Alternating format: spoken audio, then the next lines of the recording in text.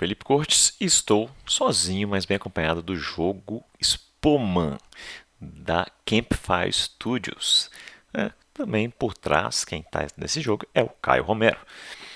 Então, gente, um jogaço. Hoje será meu segundo prólogo para a campanha Viking. Então, eu estou fazendo duas aventuras prévias, digamos assim, para ajudar a fazer o contexto do cenário em que Frigg estará inserida quando ela for de fato ser a protagonista da minha campanha aqui. Certo? Então eu joguei Runas de Odin e agora hoje é dia de Spoman. Então vamos lá. Tá aí a capa do jogo, né? Tem o Raul Rinaldi também envolvido, que foi a parte de designer, principalmente, né? Então na capa do jogo aí, um jogo sobre a vida de um viking testado pelos deuses. Basicamente, gente, é um jogo bem curto, né, mas muitíssimo interessante, em que você vai vivenciar um viking que foi levado criança para um vidente, um xamã, um bruxo, como você quiser chamar aí, o jogo chama de vidente, e essa pessoa vai fazer uma leitura de como será a sua vida nas várias fases. E depois você vai vivenciar de fato aquilo que ele previu para você e contar a sua história, né? Se foi mais ou menos daquele jeito, se foi melhor, se foi pior, né? Então mais ou menos é essa a ideia. Então vamos lá. Eric, o Feio, que era o Jarl de Hideby, acho que isso é assim que se fala em inglês, né? Em alemão, porque o território é alemão hoje, acho que seria Haithabu, alguma coisa assim. Mas enfim, foi uma das maiores cidades da era viking, que ficava ali ao norte da Dinamarca, aliás, ao norte da Alemanha e ao sul, né, do que é a Dinamarca hoje. Atualmente é um território que está na Alemanha. Então foi uma das maiores cidades, tinha um comércio interessante, tinha uma população significativa para a época, né? Chegou a ter mais de 1.000 habitantes. E, enfim, ele era então o Jarl da cidade e das regiões circunvizinhas ali. Né? Um Jarl seria como em inglês se chama Earl, né? Ou também pode ser chamado de Lord, o equivalente mais ou menos europeu, do resto da Europa, digamos assim. É meio que uma pessoa responsável por uma determinada região ali na Escandinávia. Então, não tinha uma administração unificada, digamos assim. Então, cada Jarl conduzia os negócios, a segurança dos homens que ali viviam, né, dos fazendeiros, pescadores nórdicos, e também meio que conduzia a parte política e fazia às vezes da lei em alguns sentidos, assim, apesar de haver um conselho do qual ele muitas vezes participava e era uma figura decisiva, né? É o conselho chamado de Ting. Mas enfim, é uma figura de autoridade, mas ele não é eleito, assim, ele não é passado de pai para filho, é uma coisa que há uma espécie de escolha realmente, né? Então é meio que um igual que está ali numa posição para o bem comum, né? Então é diferente do que a gente vê, por exemplo, na Inglaterra. Hoje Inglaterra, mas o que era, no caso, nos reinos saxões, na época aqui, né, em que havia assim, um poder mais forte por parte do rei, né, e os lords, os earls, tinham que obedecer mais ao rei. Enfim, esse preâmbulo aqui. Enfim, Eric, o Feio, Jarl de Hideby, vou chamar em inglês, no inglês atual, não sei como se falava em nórdico, tá? Ele teve um filho chamado Einar Eriksson. E ele levou este filho, foi seu primogênito, como ele era uma figura de autoridade ali na sua região, levou para o vidente da cidade para saber qual seria o destino dele, porque ele tinha grandes planos que envolviam inclusive incursões, né, para as terras a oeste. E então ele queria saber se o filho teria também algo nesse sentido. Então ele leva o Einar Eriksson até um vidente, né? Aquela criança bem jovem, vai até lá para um vidente também muito jovem, assim, claro que é mais velho, né? Mas um vidente com 12 anos de idade, que acabou de ocupar essa posição na cidade, mas que é considerado um prodígio ali, né, nessa região. E ele, mesmo com 12 anos, já tem um semblante horrível. Ele é todo queimado. O nome dele é Svafnir. E ele vai fazer a leitura da sorte ou do destino, do que as Nornas preparam para Einar Eriksson. Então, o Svafnir está ali sentado com uma cara muito fechada. O Eric pede licença, apresenta o seu filho Einar. Ele fala: sente-se. Ele não tem a voz que ele tinha nas Rundas de Odin, mas também não é uma voz de criança, uma voz mais grave. Sente-se. É uma criança bela. Será interessante ler o seu destino. Pois bem, Eric, primeiro pagamento. Deixa aqui na mesa o que combinamos. E o Eric deposita ali algumas peças de prata, né, que não era tão comum na época, então era um valor significativo. Bem, pois bem, agora que o negócio já foi feito, deixa-me ver bem esse menino. E ele aproxima aquela cara cheia de cicatrizes assim. Olha a criança de cima a baixo, cheira, examina os órgãos genitais, dá uma olhada em todo o corpo da criança, depois tira uma espécie de um baralho feito de couro. Eric só pensa que pode ser couro animal, assim ele espera, mas não tem certeza. Ele embaralha essas cartas ali e puxa a primeira. Um rei de ouros. Então, o ouro significa que o Baldur desafiará sua sociabilidade, sua capacidade de lidar com conflitos sem violência. E o rei é o seguinte: veja uma nova liderança, com novos ideais e uma nova proposta. Beleza. Então, agora a gente vai fazer um flash forward. Né? Einar Eriksson, ainda muito jovem, assim, por volta de uns 18 anos, ele teve a perda do seu pai, Eric, o Feio. Mas Einar era muito carismático, já era muito bem treinado em armas, muito sábio para sua idade, né? E os seus iguais o viram como sucessor natural para o seu pai, Eric o Feio. Então, acaba que, por ele já conviver nas rotinas ali de Jarl, o seu pai era admirado enquanto um administrador responsável, e ele também já ter aprendido com o pai desde cedo esse ofício, e ninguém queria deixar sua família, né, nas fazendas para poder assumir essa responsabilidade. Então ele meio que foi visto como um sucessor natural.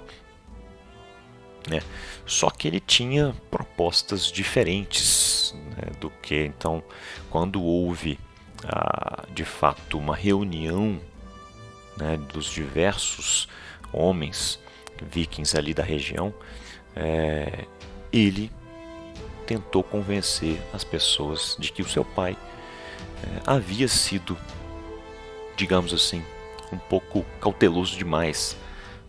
O pai dele tinha o sonho de ir para o oeste e conquistar as terras saxãs, mas não tinha feito isso de fato. E que ele, apesar de admirar muito o trabalho do pai, se fosse de fato escolhido pelos seus companheiros ali presentes, que a proposta dele era então zarpar rumo aos reinos saxões, para já aderir ao movimento que já existia então de invasões nórdicas, né? Há algum tempo estava meio parado, mas já existia desde Ragnar Lothbrok, né? Então ele trouxe essa nova proposta.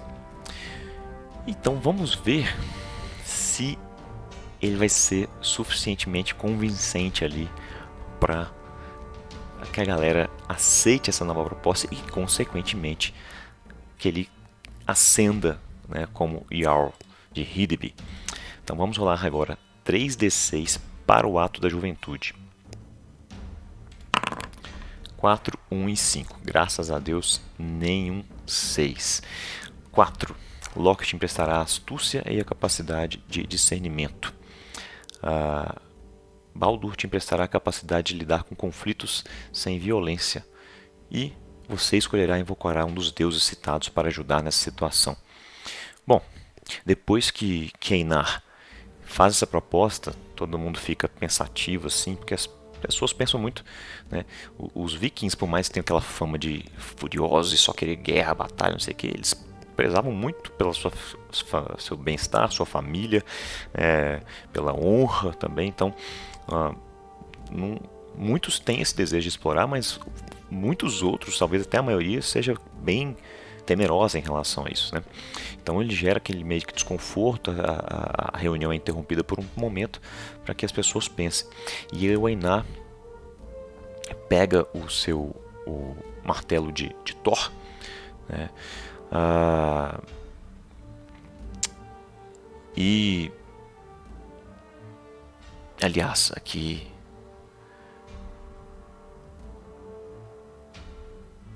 ele vai convocar Baldur, né? Então ele senta ali, se isola um pouco assim, no início, sai dos muros da cidade um pouco, vai ali para uma mata e se isola um pouco, lembrando, né, do que o vidente falou para ele. Ele era muito novo, mas o pai contou daquela história. E ele pede então a proteção agora de Baldur, né, que foi o próprio que o desafiou.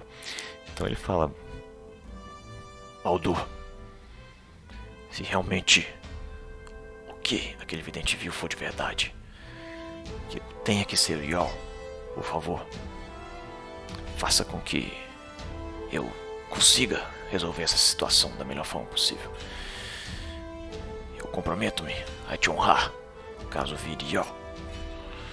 Bom, e ele volta para lá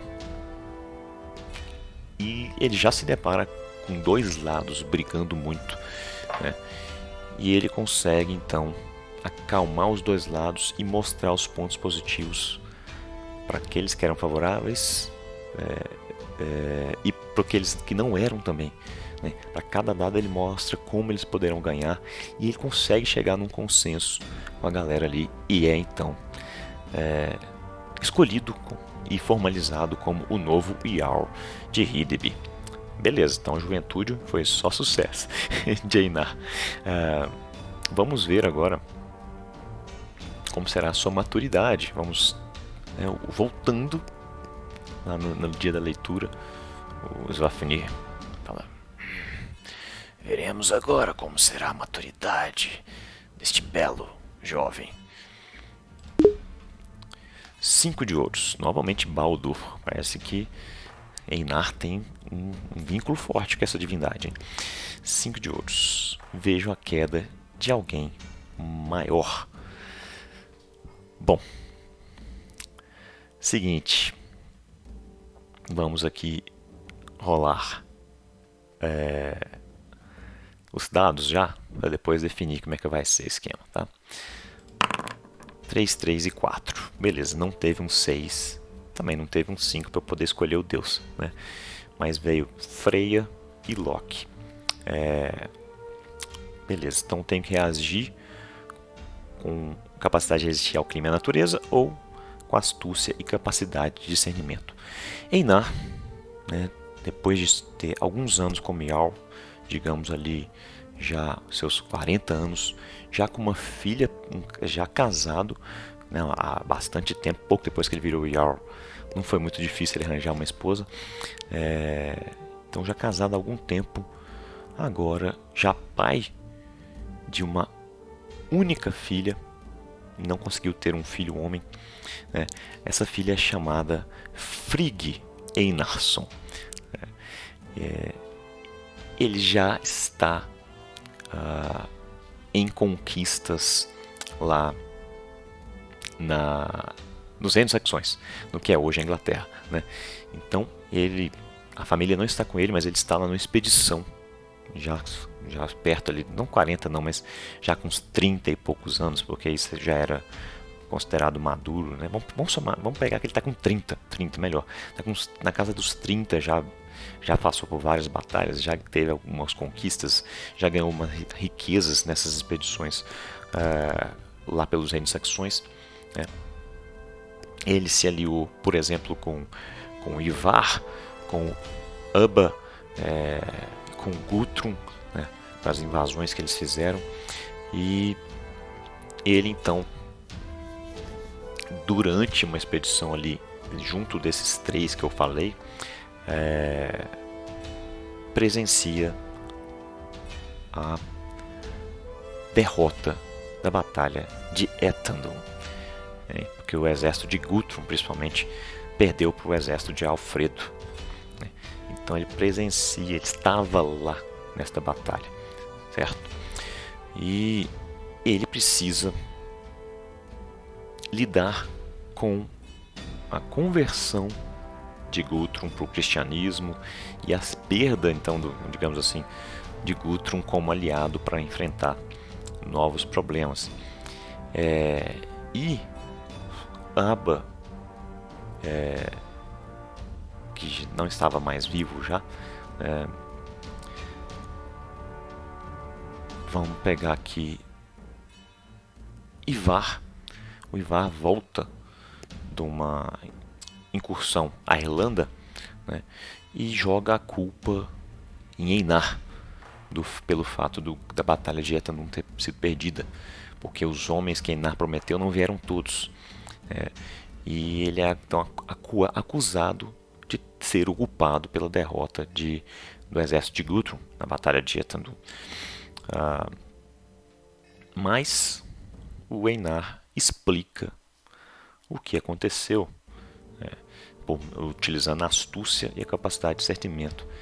Ele fala que, na verdade, que ele tem testemunhos de que o Ivar é que deveria ter chegado mais cedo para ajudar, mas estava na Irlanda, e que todos que estavam lá presentes podem testemunhar que Guthrum se mostrou temeroso na véspera da batalha, justamente porque o Ivar não tinha chegado ainda para participar da batalha. Então, o Ivar fica assim, né?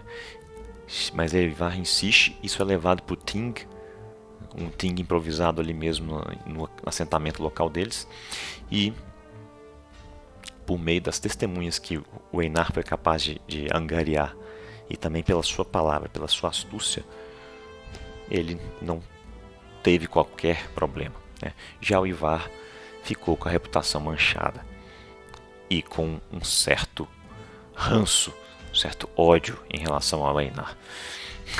O Ivar é conhecido como Ivar o Sem Ossos, né?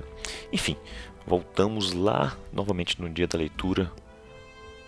Svafnir puxa mais uma carta. 6 de copas. Vez de Freya desafiar nosso querido Einar. Freya desafiará sua resistência ao clima, ao território, à natureza e tudo que o cerca, né? Bom, agora é a vez da velhice, né? 6. Vejo caos, desordem causada por alguém. Bom, já na sua velhice, né, já com 40 e poucos anos, viveu bastante para quem guerreou tanto, né, para um viking principalmente. Quase ninguém passava de 40 anos de idade, né? A não ser esses sábios e tudo mais, o próprio Svafnir, por exemplo. Então, ele estava já de volta à Dinamarca, a Hideby, né, para exercer seu ofício de Jarl. Tinha já deixado de praticar suas incursões, que estavam agora a cargo de Frigg, que foi, inclusive, que ele fez questão de que fosse treinada para isso, né, e que ele lutou politicamente também para que ela fosse inserida nas guarnições vikings que eram enviadas nas invasões aos reinos saxões, né? Enfim, mas agora ele está mais tranquilo, já sabe que o seu fim não está tão longe mais, mas ele está também num momento de fraqueza, né? E o Ivar guardou aquele ressentimento daquela humilhação que ele sofreu lá na maturidade. E ele então manda seus homens colocarem fogo na cidade de Hiddeby. E o Einar, né, vamos ver como ele vai sair com relação a isso. Ele vai ser agora tentado por Freyja, então resistência ao clima, território, à natureza e tudo que o cerca. Mas vamos rolar nossos 3 dados, né? 1, 5 e 2. Não saiu 6, graças a Deus. Então, 1, 5 e 2. Eu posso escolher um dos deuses para ajudar com esta situação, né? Então eu vou invocar a própria Freyja. E eu, cercado já pelo fogo, ao fogo, chegando perto de tomar a casa central onde ele habita com a sua esposa, né? Ele não tem mais o que fazer, ele roga a Freyja que o ajude naquele momento, né? Que ele consiga ir para Valhalla de um jeito mais nobre e não queimado por fogo, né?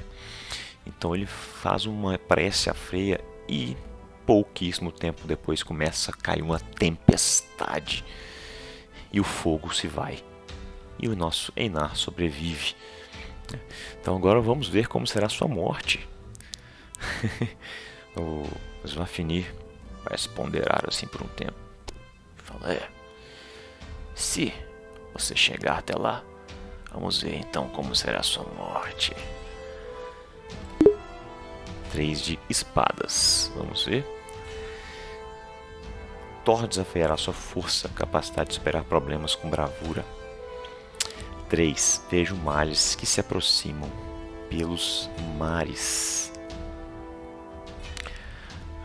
Einar, ali já bem mais velho do que um viking consegue viver, normalmente já seus 50 anos de idade. Está ali no porto de Hiddeby, somente esperando, porque o impensável aconteceu. Não só os saxões expulsaram os vikings dos reinos, como também estão vindo invadir a Escandinávia agora.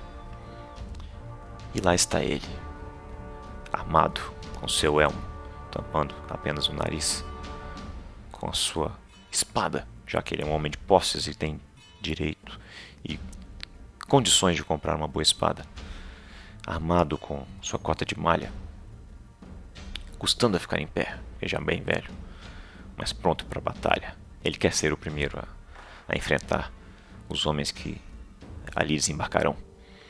Vamos ver como é que será. 4, 5 e 6. Algo extremamente ruim acontecerá nessa situação.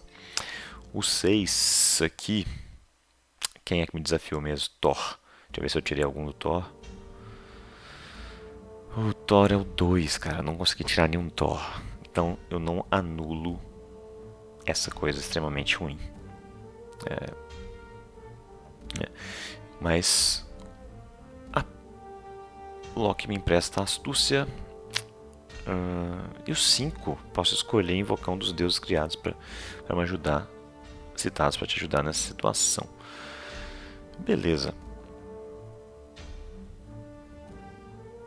Eu vou invocar o próprio Thor. Nessa hora ele tem um amuletozinho assim. Ele dá um beijo no martelo e invoca a proteção de Thor.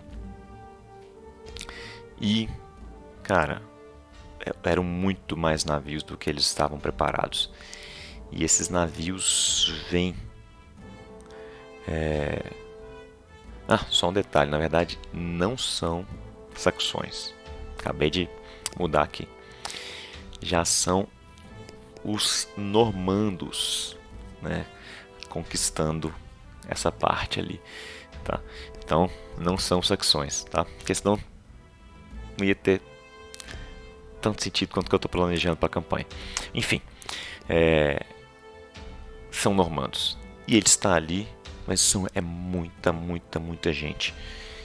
E começam quando o desembarque acontece, ele consegue matar uns 2 ali com a sua espada, mas ele vê seus amigos mais próximos morrerem nas mãos ali, e ele está tentando matar quando alguém lhe decepa a mão que carrega a espada. Sua espada voa longe e ele vê alguém tentando acertar a lança nele. E ele pensa, eu preciso ir para Valhalla, eu tenho que ir para Valhalla. E ele consegue, no último ato de desespero, dar um chute na mão desse normando que está com a lança. O normando larga a lança e ele consegue pegar a lança e enfincar no normando. Só que no mesmo tempo, um outro vem com o machado e decepa o topo da sua cabeça. E ele vai, enfim, para os salões de Valhalla, porque estava segurando uma arma. Não era sua, não era o que ele desejava. Ele queria levar a sua melhor espada com ele, né? E ele então, sem essa parte aqui, fica com os olhos vidrados, enquanto vê uma valquíria descendo dos céus em sua direção. E ele sente seu espírito sendo levado. E ele se regozija com aquela sensação de missão cumprida, de uma vida boa, honrada, de grande reputação, e que poderá agora batalhar com outros vikings de igual reputação durante o dia e festejar durante a noite e comungar com os deuses até que Ragnarok venha. Então é isso. O Einar, digamos assim, foi extremamente sortudo, né, na sua jornada, mas foi bom para a gente construir o passado de Frigg também, certo? E será que as ações de Frigg poderão ter algum efeito nesse futuro que a gente acabou de vislumbrar aqui do Einar? Não saberemos até jogarmos. Tá certo, pessoal? Espero que tenham gostado. Deixem um like aí e até a próxima. Tchau, tchau.